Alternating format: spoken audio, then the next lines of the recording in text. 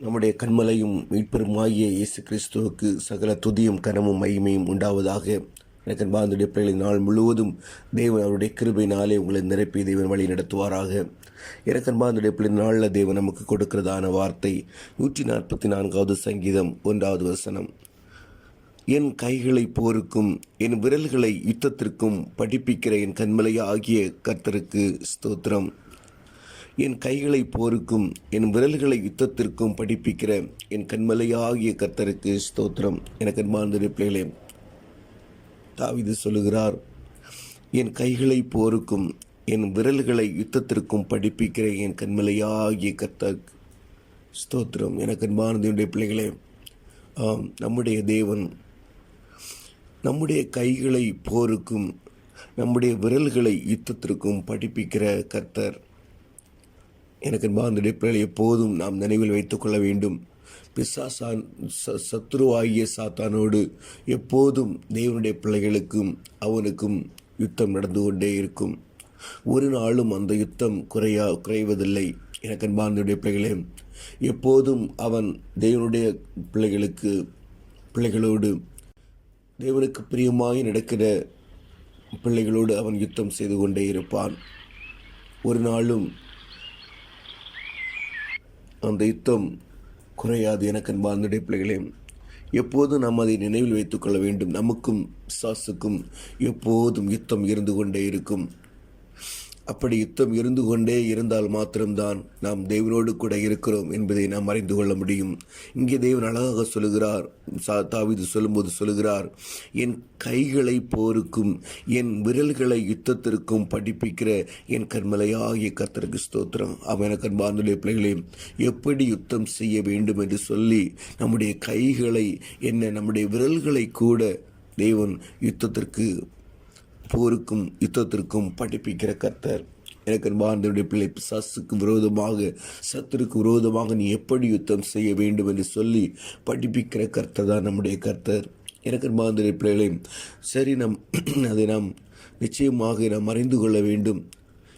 சத்துருவாகிய சாத்தானோடு எப்போதும் யுத்தம் நடந்து கொண்டே இருக்கும். யுத்தம் செய்து நாம் அவனை ஜெயிக்க வேண்டும். தேவனுடைய வார்த்தையை கொண்டு யுத்தம் செய்து நாம் ஜெயிக்க வேண்டும். எனக்கு அன்பார்ந்த பிள்ளைகளே, இங்கே நாம் பார்க்கும்போது சொல்லப்பட்டிருக்கிறது, என் கைகளை போருக்கும். என் கைகளை போருக்கும், கைகளினால் யுத்தம் செய்ய முடியும்.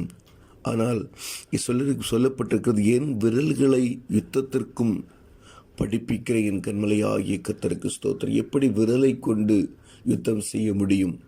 எனக்கு அன்பார்ந்த பிள்ளைகளே, அதை குறித்து நாம் சற்று சிந்தித்தோமானால், யோவான் எழுதின சுவிசேஷம் 8வது அதிகாரம் 1 முதல் அந்த பகுதியை நாம் வாசித்து பார்த்தோமானால், இயேசு ஒலிவ மலைக்கு போனார். மறுநாள் காலையிலே அவர் திரும்பி தேவாலயத்திற்கு வந்தபோது ஜனங்கள் எல்லாரும் அவரிடத்தில் வந்தார்கள். அவர் உட்கார்ந்து அவர்களுக்கு உபதேசம் பண்ணினார். அப்பொழுது விபச்சாரத்தில் கண்டுபிடிக்கப்பட்ட ஒரு ஸ்திரியை வேதபாரகரும் பரிசேயரும் அவரிடத்தில் கொண்டு வந்து அவளை நடுவே நிறுத்தி, போதகரே, இந்த ஸ்திரீ விபச்சாரத்தில் கையும் மையுமாய் பிடிக்கப்பட்டாள். இப்படிப்பட்டவர்களை கல்லறிந்து கொள்ள வேண்டும் என்று மோசே நியாயப்பிரமாணத்தில் நமக்கு கட்டளையிட்டிருக்கிறாரே, நீர் என்ன சொல்கிறீர் என்றார்கள். அவர் மேல் குற்றம் சுமத்துவதற்கான காரணம் உண்டாகும் பொருட்டு அவரை சோதிக்கும்படி இப்படி சொன்னார்கள். இயேசுவோ குனிந்து விரலினால் தரையிலே எழுதினார். அவர்கள் ஓயாமல் அவரை கேட்டுக்கொண்டிருக்கையில் அவர் நிமிர்ந்து பார்த்து, உங்களில் பாவமில்லாதவன் இவள் மேல் முதலாவது கல்லறைய கடவன் என்று சொல்லி அவர் மறுபடியும் குனிந்து தரையிலே எழுதினார். அவர்கள் அதை கேட்டு தங்கள் மனசாட்சியினால் கடிந்து கொள்ளப்பட்டு பெரியோர் முதல் சிறியோர் வரைக்கும் ஒவ்வொருவராய் போய்விட்டார்கள். இயேசு தனித்திருந்தார். அந்த ஸ்திரீ நடுவே நின்றாள். இயேசு நிமிர்ந்து அந்த ஸ்திரீயை தவிர வேறொருவரையும் காணாமல், ஸ்திரீயே, உன்மேல் குற்றஞ்சாட்டினவர்கள் எங்கே? ஒருவனாகிலும் உன்னை ஆக்கினைக்குள்ளாக தீர்க்கவில்லையா என்றார். அதற்கு அவள், இல்லை ஆண்டவரே என்றாள். இயேசு அவளை நோக்கி, நானும் உன்னை ஆக்கினைக்குள்ளாக தீர்க்கிறதில்லை, நீ போ, இனி பாவம் செய்யாதே என்றார். எனக்கு அன்பார்ந்த பிள்ளைகளே, இங்கே ஒரு அருமையான ஒரு யுத்தத்தை இயேசு இந்த உலகத்தில் வாழும்போது நமக்கு முன்னுதாரணமாக அவர் செய்து தன்னுடைய விரலினாலே ஒரு பெரிய யுத்தத்தை அவர் செய்திருக்கிறதை நாம் அறிந்து கொள்ள முடியும். எனக்கு அன்பார்ந்த பிள்ளைகளே, வேதபாரகரும் பரிசேயரும் அவரை சோதிக்கும்படியாக கையும் மையுமாக பிடிக்கப்பட்ட ஒரு உபச்சார ஸ்திரீ அவரிடத்தில் கொண்டு வந்து வேத வசனங்களை அவரிடத்தில் சொல்லுகிறார்கள். எனக்கு அன்பார்ந்த பிள்ளைகளையும், ஆனால் அந்த இடத்துல இயேசு கிறிஸ்து எப்படி நடந்து கொண்டார்? அதிகமான வார்த்தைகளை பேசாமல் தன்னுடைய விரலினால் தரையில் எழுதி கொண்டிருந்தார். எனக்கு அன்பார்ந்த பிள்ளைகளையும், அநேக நேரங்களில் சத்துருவிடத்தில் கூட சத்துருவாகிய பிசாசை நாம் அநேக விதங்களில் நாம் ஜெயிக்க வேண்டும். தேவையில்லாத வார்த்தைகளை பேசி கோபப்பட்டு தேவையில்லாத வார்த்தைகளை பேசி சடுதியான வார்த்தைகளை பேசி நாம் அநேக இடங்களில் மாட்டிக்கொள்கிறோம். எனக்கு அன்பார்ந்த பிள்ளைகளே, இயேசு கிறிஸ்து இங்கே அழகான ஒரு யுத்தத்தை அங்கே செய்து முடித்தார். அவர்கள் சொல்லி முடித்தவர் உடனே அவர் தரையில் ஒன்றும் சொல்லாதவராய் தரையில் எழுதி கொண்டிருந்தார். ஆனால் அவருக்கு தெரியும், தன்மேல் குற்றம் சுமத்தும்படி இவர்கள் வகை தேடுகிறார்கள். எப்படி இந்த இடத்தில் என்ன சொல்ல வேண்டும் என்பதை நிதானித்து சரியான பதிலை உடனடியாக அவள் மேல் கோபப்பட்டு சொல்லிவிடாதபடி சரியான ஒரு அறிவுள்ள ஒரு காரியத்தை தேவன் செய்கிறார். எனக்கு அன்பார்ந்த பிள்ளைகளே, அதேபோல் நம்முடைய வாழ்க்கையில் கூட சத்துருவானவன் அநேக நேரங்களில் நம்முடைய அவசரத்தின் நிமித்தமாக, பொறுமை இல்லாத காரணத்தின் நிமித்தமாக அநேக நேரங்களில் நாம் யுத்தத்தில் தோல்வியை காண்கிறோம். எனக்கு அன்பார்ந்த பிள்ளைகளே, அநேக சோதனைகளை அநேக காரியங்களை சத்துருவான நம்முடைய வாழ்க்கையில் கொண்டு வரும்போது நாம் விழுந்து போகிறோம். நம்ம டென்ஷன் நிமித்தமாய் அப்படியே பேசிவிடுகிறோம். எனக்கு அன்பார்ந்த பிள்ளைகளே, எல்லா காரியத்திற்கும் பொறுமையாக இங்கே தேவன் குனிந்து தன்னுடைய விரலினாலே தரையில் எழுதினார். என்ன எழுதினார் என்று சொல்லி அதில் போடப்படவில்லை.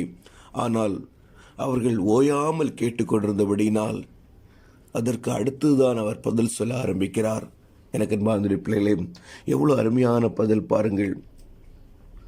அவர்கள் ஓயாமல் அவரை கேட்டுக்கொண்டிருக்கையில் அவர் நிமிர்ந்து பார்த்து, உங்களில் பாவமில்லாதவன் இவள் மேல் முதலாவது கல்லறைய கடவன் என்று சொல்லி அவர் மறுபடியும் குறிந்து தரையில் எழுதினார். எனக்கு அன்பார்ந்த பிள்ளைகளே, ஒரு அருமையான ஒரு வார்த்தை அந்த இடத்தில் வைக்கிறார். அந்த இடத்துல அந்த ஸ்திரியையும் காப்பாற்றினார். ஸ்திரியையும் பாவத்திலிருந்து திரும்பி வரும்படியாய் இவள் மனம் திரும்பி இயேசுவை அண்டிக் கொள்ளும்படியாய் அங்கே அவளுக்கும் ஒரு வழி கொடுக்கப்பட்டது, அவர்களுக்கும் ஒரு விடை கொடுக்கப்பட்டது. எனக்கு அன்பார்ந்த பிள்ளைகளே, ஒரு அருமையான யுத்தத்தை எளிதாக தன்னுடைய விரலினாலே செய்து முடித்தார். அதேதான் இங்கே அழகாக தாவீது சொல்லுகிறார், என் கைகளை போருக்கும் என் விரல்களை யுத்தத்திற்கும் படிப்பிக்கிற என் கண்மலையாகிய கர்த்தருக்கு ஸ்தோத்திரம். ஆமென். எனக்கு அன்பார்ந்த பிள்ளைகளே, நம்முடைய விரல்களை கூட அவர் யுத்தத்திற்கு பழக்கி வைக்கிறவர். அநேக நேரங்களில் விரல்களினால் நாம் யுத்தம் செய்ய வேண்டும். விரல்களினால் யுத்தம் செய்வது மிகவும் நல்ல காரியம். எனக்கு அன்பார்ந்த பிள்ளைகளே, வேதத்தை வெறுமையாக படித்து சொல்லாதபடிக்கு தினமும் ஒரு நோட்டை எடுத்து விரலினாலே நம்முடைய பேனாவை எடுத்து எழுதி தியானிப்போமானால் நிச்சயமாக எனக்கு அன்பார்ந்த அந்த வசனங்கள் அப்படியே உள்ளத்தில் அதிகமாய் பதியும். அப்படி செய்ய செய்ய ஒவ்வொரு நாளும் அந்த வார்த்தைகள் அந்த நாள் முழுவதும் நமக்கு சத்துருவானோடு யுத்தம் செய்யும்படியான ஒரு பெரிய காரியத்தை அந்த வசனம் செய்து முடிக்கும். எனக்கு அன்பார்ந்த பிள்ளைகளே, வார்த்தையை கொண்டு மாத்திரம்தான் சத்துருவை நாம் ஜெயிக்க முடியும். சத்துருவை ஜெயிக்க வேண்டுமானால் வெறுமையாக வாயினால் படித்து வார்த்தையை படித்து விட்டு சென்று விடாதபடிக்கு நம்முடைய விரலினாலே பேனாவினாலே எழுதி தியானித்து தேவனுடைய சமூகத்தில் அந்த வார்த்தையை முழுவதுமாக உட்கொண்டு, அந்த எரேமியா தீர்க்கதரிசி சொல்லும்போது சொல்லுகிறார், அவருடைய வார்த்தை கிடைத்தவுடனே நான் அதை உட்கொண்டேன். அந்த வார்த்தையை முழுவதுமாக உட்கொள்ள வேண்டும். எனக்கு அன்பார்ந்த பிள்ளைகளே, அப்படி அவருடைய வார்த்தையை உட்கொள்ள அந்த வார்த்தை நம்முடைய சரீரத் முழுவதும் அது நிரம்பி அன்றைய நாள் முழுவதும் அந்த வார்த்தை நம்மை தேற்றும். எனக்கு அன்பார்ந்த அந்த வார்த்தை அந்த நாள் முழுவதும் அந்த வார்த்தை நம்மை ஆறுதல் படுத்தும், நம்மை நடத்தும். சத்துருக்கு எதிர்த்து நிற்க அதற்கு நமக்கு ஒரு பெரிய பலத்தை கட்டளையிடும். எனக்கு அன்பார்ந்த அப்படினால இயேசு நமக்கு கற்பித்தபடியே நம்முடைய விரல்களை கூட நாம் யுத்தத்திற்கு பழக்கி வைக்க வேண்டும். நம்முடைய கைகளை போருக்கு பழக்கி வைக்க வேண்டும். இப்படி சத்துருவாகிய சாத்தானோடு அவன் எப்படிப்பட்ட காரியத்தை கொண்டு வந்தாலும் நிதானமாய் நாம் கையாளும் போது யுத்தங்களை கையாளும் போது நிச்சயமாக நாம் வெற்றி பெறுவோம். தேவன் தாம் இந்த வார்த்தையினால் ஆசீர்வதிப்பாராக. ஜெபிப்போமா. அன்பின் பரலோக தகப்பனே, நன்மையான நாளுக்காய் உம்மை ஸ்தோத்தரிக்கிறோம்ப்பா. என் கொடுத்த வார்த்தைக்காய் உமக்கு நன்றி ஆண்டவரே. என் கைகளை போருக்கும் என் விரல்களை யுத்தத்திற்கும் படிப்பிக்கிற என் கண்மலையாகிய கர்த்தருக்கு ஸ்தோத்திரம். அப்பா, நன்மையாய் தந்த வார்த்தைக்காய் ஸ்தோத்திரம். இந்த வார்த்தையும் நாள் முழுவதும் எங்களை நடத்துங்கப்பா, பொறுப்படுங்கப்பா. ஒவ்வொரு பிள்ளைகளையும் உடைய சமூகத்தில் தருகிறோம்ப்பா. வேதனையோடு, கஷ்டத்தோடு, வியாகுலத்தோடு, கடன் பிரச்சனைகளோடு, பாரங்களோடு, நோய்களோடு காணப்படுகிற பிள்ளைகளுடைய வாழ்க்கையில் அற்புதங்களை செய்யுங்கப்பா. நோய்கள் எல்லாம் குணமாக்குங்கப்பா. புதிய வாழ்க்கையை கட்டளையிடுங்கப்பா. ஆண்டவரே, வேதனைகளை மாற்றுங்க, கடன் பிரச்சனைகளை மாற்றுங்க, கண்ணீரை மாற்றுங்க. ஆண்டவருடைய கிருபையின் கரம் பிள்ளைகளை வழி நடத்தட்டோம்ப்பா. ஆண்டவரே, அவர்கள் கைகளை போருக்கும் விரல்களை யுத்தத்திற்கும் படிப்பீங்கப்பா. சத்துருவாகிய பிசாசானன் அவர்களை வேதனைப்படுத்துகிறதை காண்கிறீர் ஆண்டவரே. என் தேவன் ஆண்டவரே, அவருடைய விரலை கூட யுத்தத்திற்கு பழக்குவீங்கப்பா, பொறுப்படுங்கப்பா. எல்லாவற்றையும் உடைய சமூகத்தில் தாழ்த்தி ஒப்பு கொடுக்கிறோம். இந்த இயேசுவின் மூலம் ஜெபங்கள் நல்ல பிதாவே. ஆமீன், ஆமீன், ஆமீன்.